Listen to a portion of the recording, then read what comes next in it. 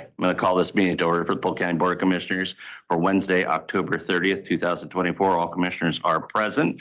Announcements are on the agenda and the extra copies are in the side table. First item up is for comments for items not on the agenda. As usual, our custom is 3 minutes. And name and address for the record, please. Robert Greenway, 2223 Southeast Academy Street. Like I told you before, I'm going to be here every chance I get until you guys do something. I would think that you have some kind of, you're the commissioners, you oversee the DA's office. There's something wrong with the DA's office. Like I told you yesterday, he made false accusations against me. Let me read a little thing here on supposedly your DA, district attorney's office, which you guys are supposed to have control of. That the mission of the Polk County District Attorney is to uphold the United States Constitution, constitutional law of the state of Oregon, to preserve the safety of the public, to protect the rights of crime victims, and to pursue justice all citizens with skill, honor, and integrity. Well, the skill, honor, integrity has gone out the window. The person that's representing you made false accusations to me. I consider that a crime. You know, Mr. Morgan knows, he's seen the thing. He basically made false accusations against me. And I think you as a board need to hold him accountable. If you don't do that, then you're not doing your job. Any comments, questions? I appreciate your opinion, sir. It's not an opinion, it's a fact. It's an opinion. No, it's not a fact. Yeah. I've got the thing, he's got the emails that shows that he made a false accusation against me, right? You can't say it's an opinion. That's like saying that the world is flat. Mm-hmm. That's not an opinion, that's a fact. You know, the fact is you're sitting here in front of me. The fact is you need to do something. There's two, suppose, I don't know how many people are up there, you know, but they're given weird, false information to the police, okay? Who in the right mind, okay, that's a skilled public official, supposedly like you are, to tell somebody that one day they can't go to a place like here, and the next day, says you can't come, but you can come the next day if you ask a different question. And that's a fact, okay?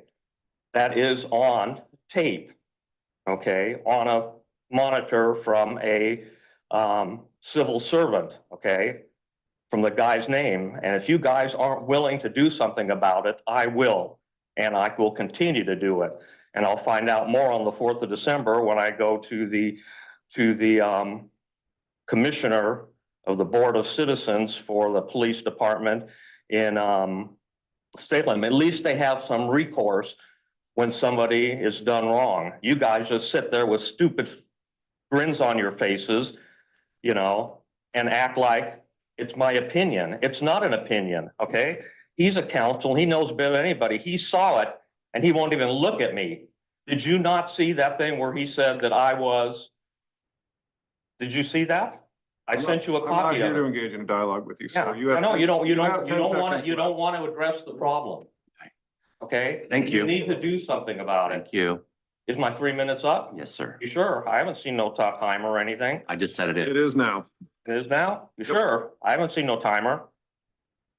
At least the other place, when I go to the city council, they got a little thing there. We don't. Stopwatch. Thank you. Yeah. You guys need to do your jobs. It's a bunch of BS. You're not thanking me. You're giving me bullshit. And it's going to get worse, you know, until you find out that you need to do something about it. It's a joke. Next. Those commissioners are a joke.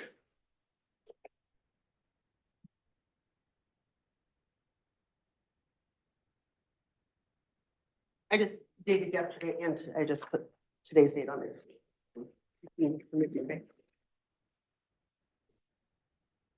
Mandy Strauss, 611 Southeast Rosewood Lane, Dallas, Oregon. Okay, so continuing off from yesterday. Sheriff Garton and those who were a part of this were not fulfilling their oath to never betray their integrity, their character, or the public trust. No, this office is all about protecting their self, not the community that they took an oath to serve. I expected honesty. I expected respect. I expected them to be professional. I expected that what everyone should be able to expect and count on from law enforcement, and that's having a strong and ethical moral compass in all areas of their job. Polk County Sheriff's Office does not meet the professional standards and expectations of a law enforcement agency. I believe you all know more to this story than you have admitted or let on. The fact of the matter is my daughter's case would have been handled in a completely different way had Jester been appropriately disciplined and dealt with prior to September 7th, 2021, when showing up solo at our home assigned to this case while in training under Detective Jeff Williams. I believe Polk County Sheriff's Office had firsthand knowledge of her egregious behavior that started prior to her ever working on my daughter's sexual assault and strangulation case. I believe the Polk County Sheriff's Office wouldn't be in the hot water they are today and wouldn't have such terrible employment retention and turnover, as well as the poor office morale if they had used their professional and discerning hiring skills prior to bringing her into this office. Public records state that she was not using great judgment as a practicum student here prior to being hired. So why was she such a great candidate and fit for this job? This brings up a concern of who was vetting potential new hires. Why was she getting special training opportunities to move up to a detective position so soon after coming off of FTEP? In my opinion, these decisions are a reflection of Sheriff Garton's lack of good leadership skills. Now, please tell me, why is it, after you've seen reports and documentation, and you've heard from me for 2+ years, that you still choose to not only look the other way when I have pleaded for help with accountability and transparency on this critical issue with the sheriff? But you, Commissioner Gordon, and you, Commissioner Moorhorst, both are giving Mark Garton your endorsement for Polk County Sheriff. I'd like to know why you don't see honesty and integrity as a key character trait for the sheriff to have as someone who has so much power and influence and who's working for the public and the people of this county. I strongly believe if you are aware and have knowledge of any immoral behavior and misconduct that's going on or currently has gone on in the past, such as with our case, and it's with the intention of having it hidden and covered up to protect the sheriff and this agency, then I hold you accountable as well for the despicable behavior that's been tolerated and accepted within this building. So my question is to the two of you. I haven't seen anything on social media, but I saw Sheriff Garton's post that you are both endorsing him. Why are you choosing to endorse publicly if you say that you have integrity yourself? It's a question. I think he's the best man for the job of the two candidates we have running, Knowing what you know. knowing what I know. Okay, I've lost respect. Go ahead. I'm happy to speak with you. No, about it, no. Ellen. Yeah. It's on social media. That's public. I want it public. When I was sitting as chair here, Mandy, when you Mhm. talked to us, I made it clear to you that we do not involve ourselves in investigations or cases. You have an elected sheriff and you have an elected district attorney. Right. We do not control their. And I have elected, I have a Can I constituent. finish? Yeah. And I chose to endorse Mark Garton for a lot of reasons. First of which, when I first became mayor of Falls City, my first foray into public office, he was the first public official to reach out to me and establish a relationship. Mhm. Okay. And brought tremendous value to that city, who was essentially operating without any law enforcement. And we worked to bridge partnerships, and he brought value to that community. Every time I've approached him with an idea to bring value to the citizens, Mhm. he has been responsive. I think he's a very responsive sheriff. I'm sorry that the case that involved your family did not go the way you wanted it to, but I have no oversight of that. Nor do I have an educated opinion about that. And I'm not going to speak to that. Okay. Okay. Okay. Okay. Well, I've lost respect for you as well. Okay. I'll be back next week. I have plenty. Any other comments for items not on the agenda? Okay, moving on. Next up is the approval of the agenda. Also move. Second. It's been moved and seconded. All those in favor signify by saying aye. Aye. Aye, passed unanimously. Approval of the minutes from October 23rd. I'll move approval. I'll second that. It's been moved and seconded. All those in favor signify by saying aye. Aye. Aye, passed unanimously. And approval of consent calendar. Also move. Second. It's been moved and seconded. All those in favor signify by saying aye. Aye. Aye. Aye, passed unanimously. Next up is Operation Greenlight 2024 and Resolution 24-12, along with our Veteran Service Office update. Eric Enderle.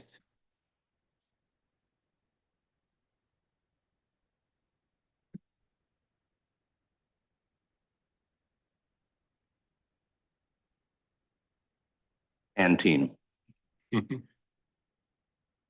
Brought the brains today, so.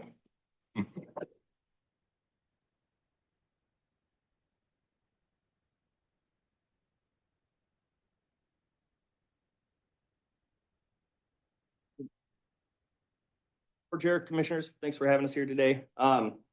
We just wanted to come down and give a little update on Operation Greenlight. Greenlight event this year is going to run through, or from November 4th through the 11th. Essentially, you can take a green light bulb, shine it to show appreciation and support for the veterans and what they've done through their service to the country. Just as an aside, we have a fair number of green light bulbs at our office that people are welcome to come grab while supplies last, and we brought some today as well. Just a couple quick updates, and probably the more important one. We have Mr. Duke here today, and let me know when you want me to bring him up. But Mr. Duke is a Vietnam veteran, a corpsman of the United States Navy. And kind of a long twisted tale, but starting in 2018, he came to my office asking for some help with correcting his military records. His DD-214 indicated wounded in action, yet he had not received a Purple Heart. So we've been working the last little over 6 years now, and I'm happy to report as of last month, he was properly awarded the Purple Heart for his wounds he sustained in Vietnam. This is more on a personal note, but I have a lot of admiration for Mr. Duke. He was a corpsman. As somebody that's been wounded myself, we have a lot of respect for those people that are, willing to step into harm's way. And then when he gets out, he works in the mental health field, helping people, get back into, society, get back in the groove of things. So. Now is that time. Yep. Bring him up. Yeah. Mr. Duke, come on up, sir. And you have a presentation, right? Brent didn't come, so I'll keep it short and sweet. Let's make it a celebration, please. Come on, have a seat.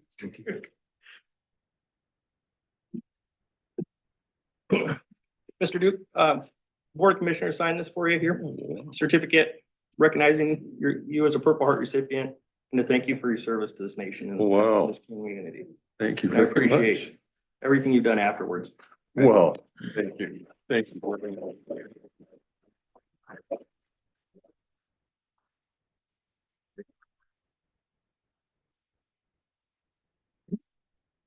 Yeah, you kind of started all of it, didn't you? Right. Thank you. Yeah. You- Can I Yeah. get a picture with you guys afterwards? Anything you'd like to say, sir? Um, Sure, we'd all love to hear your entire story, but no, the short one was, when I was wounded, there was there's 3 other casualties, 2 of which I took care of, but I never, I didn't get evac. I stayed with my unit because of a couple of reasons. One is in those days, hospital corpsman didn't last very long, and if I had been evac, I may not have gone back to the same unit that I was, and I really liked that unit. So I stayed there, and of course, in late '66, I got discharged out and kind of forgot about Vietnam as much as I could. And so I didn't do anything about it really until, and on my DD-214, it says wounded in action, but it doesn't say anything about a Purple Heart. So my kids, my boys, when I retired several years ago, they said they wanted to see this Purple Heart kind of thing. And so I looked at the bureaucracy involved with me even requesting that and thought, I'm not up to this at all, because the Marine Corps is I was attached to the Marine Corps, even though I was a Navy hospital corpsman. So that's when Eric comes in, and I went into his office in June of 2018 and said, help. And he helped me very much. It started, God, we went through the Navy, all kinds of things, some congressional help. And it didn't get any place until finally he referred me to another resource.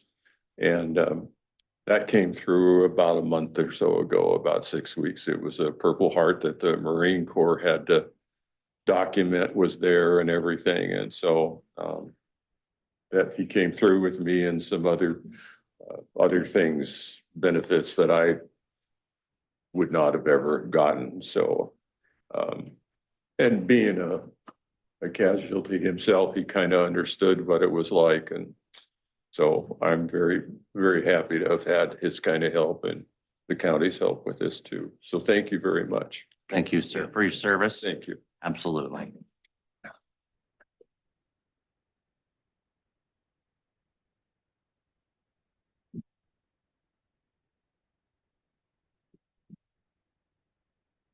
Well, not to be Brent DeMo, but that was all I really had this morning. Is Okay. there anything we can do for you guys or questions you have for us? Just before I go to the resolution, do you want to give us any kind of quick background on what Operation Greenlight is, where it comes from, and Yeah. what the dates are that we celebrate it? Yeah. So Operation Greenlight Event is the National Association of Counties NAC. So I think is how you. NACO. Yep, there we go. Thank you. To bring awareness about the unique challenges faced by veterans, some of the resources that are available at the county, state, and federal levels to assist them and their families. So this year, in addition to lighting county buildings, residents and businesses are encouraged to participate and taking just one light bulb in their house and switching it to a green bulb. We just want vets to know they're seen, appreciated, and supported. And yeah, this is the week leading up to Veterans Day. But feel free to shine the green light the rest of the year. Okay, and so for the record, Polk County is going to illuminate the courthouse. And this function for lights is going to happen from November 4th through the 11th as a part of Operation Greenlight. And I have a resolution that I will read into the record if you're so. Absolutely. Okay. So in the matter of supporting Operation Greenlight in support of veterans, resolution number 24-12, whereas the residents of Polk County have great respect, admiration, and the utmost gratitude for all the men and women who have selflessly served our country and this community in the armed forces, and whereas the contributions and sacrifices of the men and women who served in the armed forces have been vital in maintaining the freedom and way of life enjoyed by our citizens, and whereas Polk County seeks to honor these individuals who have paid the high price for freedom by placing themselves in harm's way for the good of all, and whereas veterans continue to serve our community in veteran services organizations, National Guard, religious groups, civil service, and by functioning as county veteran service officers to help fellow former service members access more than $52 billion in federal health, disability, and compensation benefits each year. And whereas Polk County appreciates the sacrifices of our United States military veterans and believes specific recognition should be granted, therefore be it resolved with designation as Green Light for Veterans County, Polk County hereby declares from November 4th, 2024 through November 11th, 2024, a time to salute and honor the service and sacrifice of our men and women in uniform. Therefore, be it further resolved that in observance of Operation Greenlight, Polk County encourages its citizens in patriotic tradition to recognize the importance of honoring all those who made immeasurable sacrifices to preserve freedom by displaying a green light in the window of their place of business or residence. And they will be dated today and signed by the Polk County Board of Commissioners, if you so motion. I please move we accept this resolution. Second. It's been moved and seconded. All those in favor signify by saying aye. Aye. Aye, passes unanimously. Eric, team, thank you. I appreciate you once again supporting this, bringing it forward, and helping us all make it a reality in Polk County, and for all that you do as veteran service officers and for our vets in our county. Thank you so much. Thank you both. Thank you for coming in, Mr. Duke. Yeah.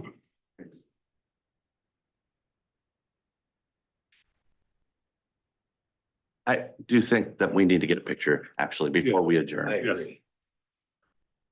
Mr. Duke, can you come up for a picture, please? In the office. Oh, she did not look happy.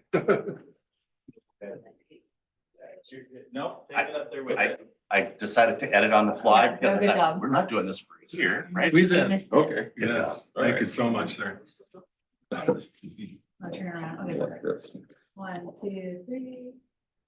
Right, and then do we want to get them with you? Come on in. Emma. Oh, sorry. Okay. I looked the other way. You ready? everybody in. 1, 2, 3. Got it. Thank you. Thank you, sir. Thank you. Yes, For helping thanks other so much. veterans too. Yeah. in your community. Yeah, Thank and you. I was a clinical social worker for years and I had lots of. DA. That center. Yeah. Did a lot of counseling. Thanks, sir. Appreciate it.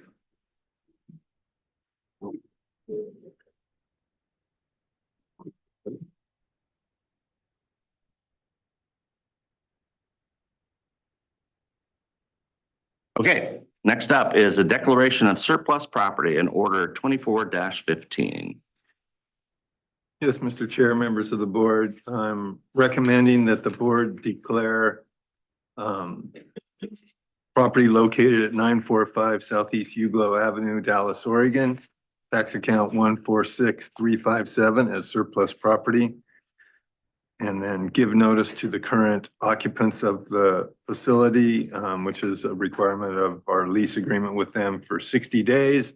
And then at the conclusion of that lease agreement, direct staff to sell the property. If you adopt order 2415, those actions will be able to be performed. If you want background on it, we bought this property approximately 5 years ago. We purchased it for the purpose of transitional housing. We had a private contractor provide those services for approximately 2 years, at which time that contractor went out of business and was unable to perform duties at that house. As a result, about 3 months later, we provided lease-free or rent-free to the Recovery Outreach Community Center, otherwise known as ROC, to provide services there.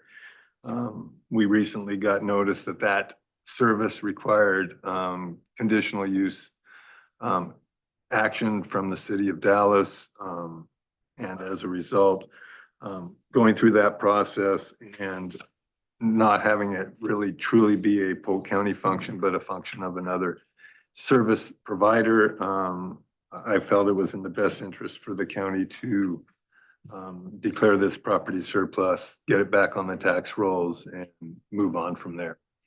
If you have any questions, I'd be happy to answer those.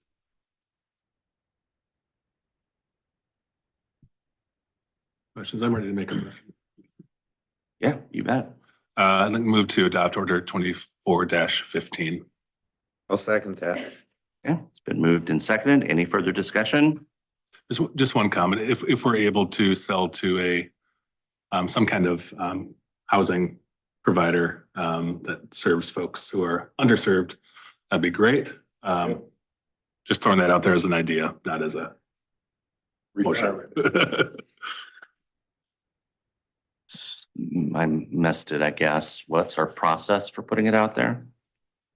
We just, You're gonna direct staff. We will most likely go out and find a realtor and sell. an it open on the market open sale, Right, right? Okay, unless someone like Polk CDC came to us and, still an open market sale. right. Any further discussion? Hearing none, all those in favor signify by saying aye. Aye. Aye, pass unanimously. Do we have a need for an executive session? Yes, sir. The board will meet in executive session pursuant to ORS 192-660 sub 2P to consider matters related to cybersecurity infrastructure and responses to cybersecurity threats.